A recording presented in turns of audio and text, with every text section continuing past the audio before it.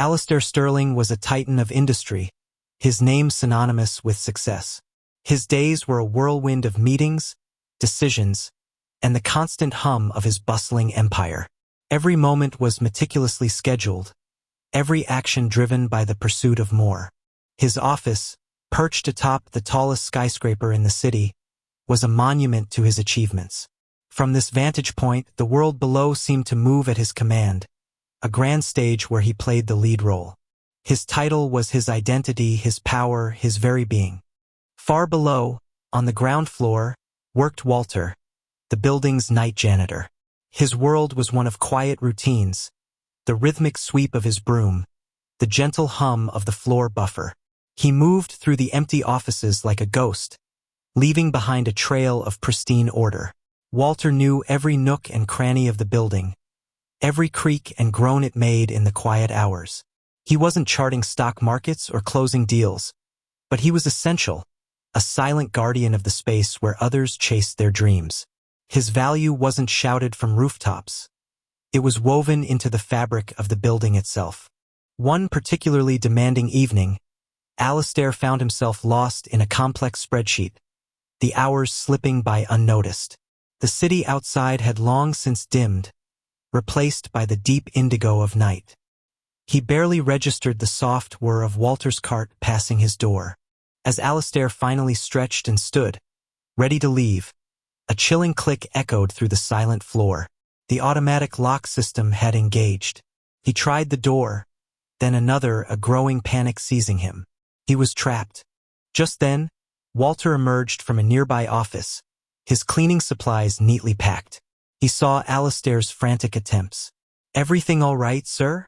Walter asked, his voice calm amidst Alastair's rising alarm. "We seem to be locked in," Alastair stated, his usual composure cracking. The initial hours were tense. Alastair paced, made futile phone calls, and fumed about the inconvenience. Walter, meanwhile, offered him a thermos of tea and a quiet corner to sit.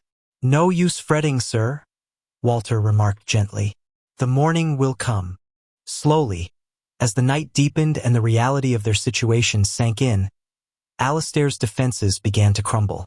He found himself asking Walter about his life, about his family, about the simple joys he found in his work. Walter spoke of his children, grown and independent, of his passion for gardening, and the satisfaction of a job well done.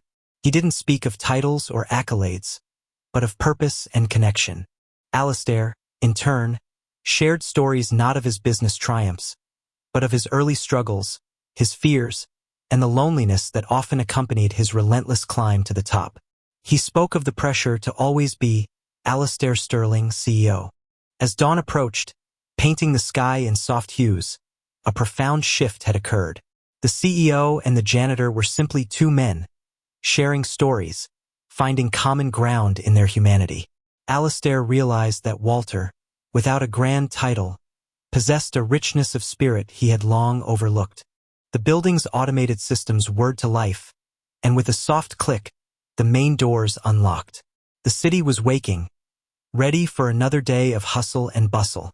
But for Alastair, this day felt different. He turned to Walter, a genuine smile gracing his lips. "Thank you, Walter," he said, not as a CEO to an employee, but as one person to another. "For everything." He understood now, true value wasn't measured by a title, but by the quiet dignity of a life well lived, and the connections we forge along the way.